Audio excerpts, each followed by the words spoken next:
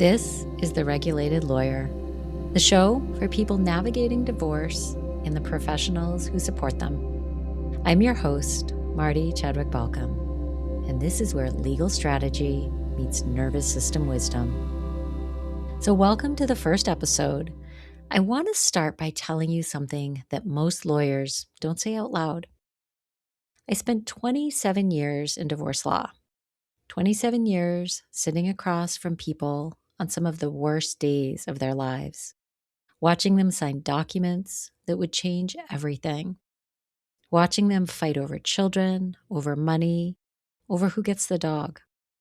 And for most of those years, I really thought I was fine. I was good at what I did, really good. I was the person people called when things got complicated, when other attorneys were aggressive, when someone needed to fight. I knew the law and I knew the strategy. I knew how to walk into a courtroom and advocate for someone who couldn't advocate for themselves. From the outside, I looked like someone who had it together. And I did, in all the ways that matters professionally. I showed up, I prepared, I won cases. I helped people get through some of the hardest transitions of their lives.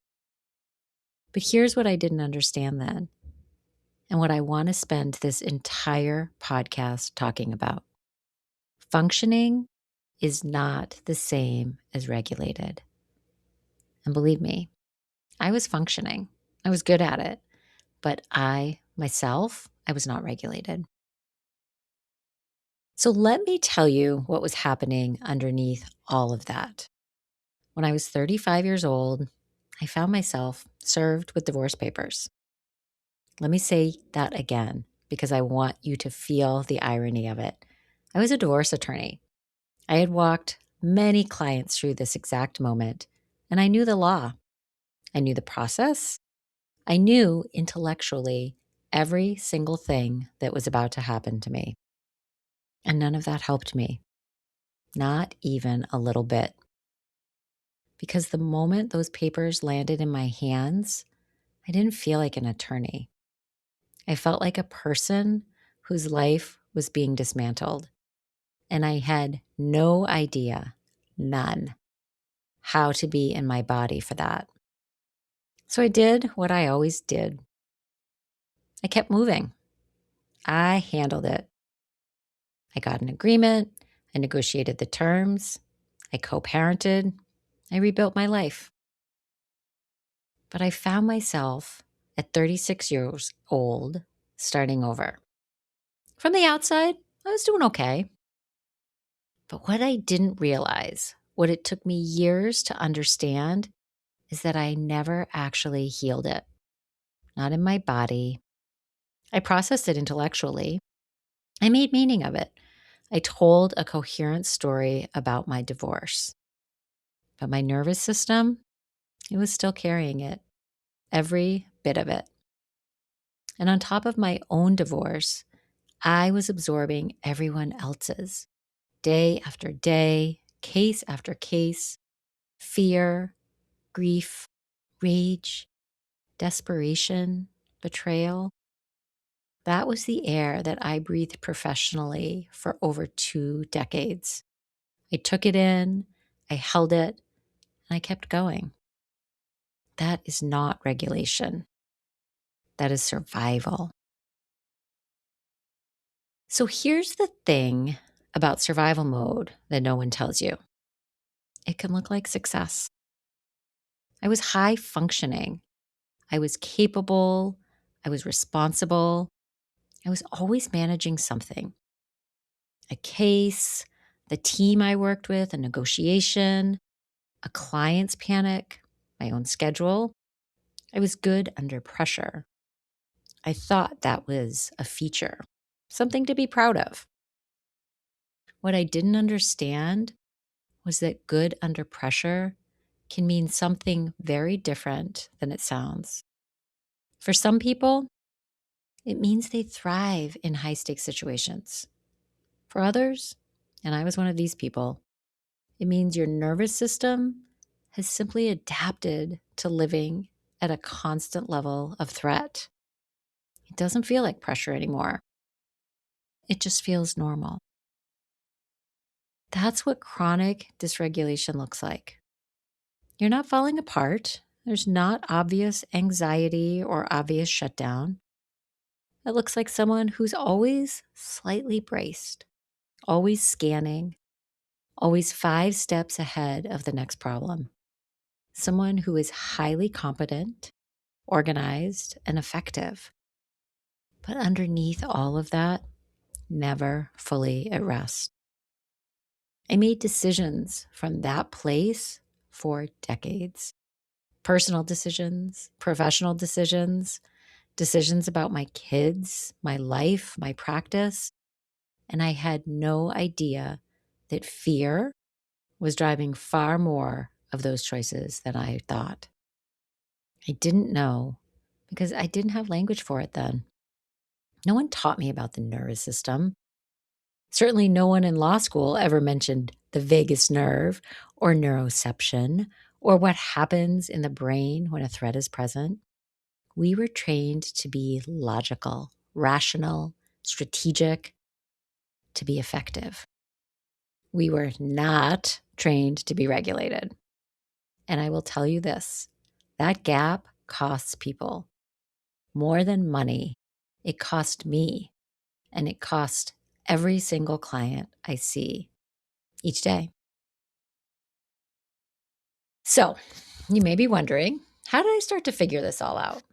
Well, honestly, it started with what people would call the woo-woo stuff. I was drawn to yoga long before I had any language for why. Something about it just helped. I couldn't explain it in a way that felt defensible in any kind of professional context. I certainly wasn't talking about it at depositions, in court. My body knew that something that my brain just hadn't caught up to yet. Then I found Kundalini yoga. I found somatic work and breath work. And eventually I was able to find my own yoga practice called Anchor and Rise Yoga and Coaching. And this is where I started teaching these tools to other people going through major life transitions. And what I discovered, and this is the part that shifted everything for me, is that none of this is woo. It is all science-based. The vagus nerve, polyvagal theory, neuroception, the body's ability to sense threat and safety below the level of conscious thought. This was a total mind shift for me. Like, wow. The way the prefrontal cortex, the part of our brain responsible for our logic and decision making, it goes partially offline when the nervous system perceives a threat. The way that the body stores the unresolved stress and keeps the system in this state of low level alarm. This is not alternative medicine. This is physiology. There is research that backs it. This is decades of neuroscience that had somehow, it's never made it into the legal field. I remember the moment I understood it. I mean, really understood it, not just intellectually, but felt it in my body. And I thought, oh my God, this is what's been happening to me. This is what is happening to my clients this entire time. And I had no idea. My intuition towards all of these practice is not weakness. It wasn't woo. It was my nervous system trying to find its way home. And it finally did. So here's why I'm doing this. I can't separate law from the nervous system anymore. I tried it. It just doesn't work. Because the nervous system is in every room every single time. It's in the room when a client is so activated, they can't hear what their attorney is telling them. It's in the room when someone signs an agreement and that they will regret it because they couldn't tolerate the conflict anymore. It's in the room when a parent says something in front of their kids that they can never take back. It's in the room when the lawyer is absorbing so much vicarious trauma that they're burning out at year 10 and have no idea why. Believe me, I know this. The nervous system is always in the room. and we've been pretending it isn't. So I want to change that conversation, not just for my clients, for everyone. For the attorneys who are running on empty, I see you. I was you. For the mediators who are trying to hold space for two dysregulated people while they're dysregulated themselves. For the parents and the co-parents who are trying to create a life for themselves and their children from survival mode and wondering why it's so impossibly hard. And for most of all, for the person who's in the middle of divorce right now, who's doing everything right on paper and still feel like they are barely keeping their head above water, who is making decisions under a level of stress that no one is acknowledging because the legal process, it just keeps moving forward, whether your nervous system is ready or not. You deserve better than that. Divorce is not just a legal process. I don't care what anyone tells you. It is a nervous system event. And when we start treating it that way, when we bring regulation into the room alongside strategy, outcomes change. Agreements hold up. Co-parenting improves. Kids do better. People come out the other side of this with something intact. So that's what this podcast is all about. I spent the last 27 years learning what happens when the nervous system is ignored in the divorce world. I spent the last several years learning what happens when it's not. And the difference, it is so significant. I am not here to tell you that divorce is easy. That would be a lie. It's not. I've lived it from every side, and I know. But I am here to tell you that it does not have to destroy you. It doesn't have to become the worst chapter of your life. And you are not broken for struggling with this. Your nervous system adapted. This is what nervous systems do. So this podcast is about helping you understand what it adapted to and what's possible when it finally feels safe again. So that's the Regulated Lawyer for today.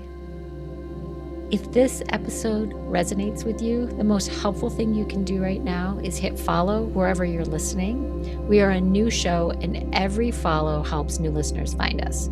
It genuinely makes a difference. So next time, we are going to go into the science, why you literally cannot make good legal decisions from a dysregulated nervous system, and what that means for every choice you're making right now in your divorce. I am Marty Chadwick-Balcom, your regulated lawyer, and I will see you in the next episode. Thanks for listening. Take care.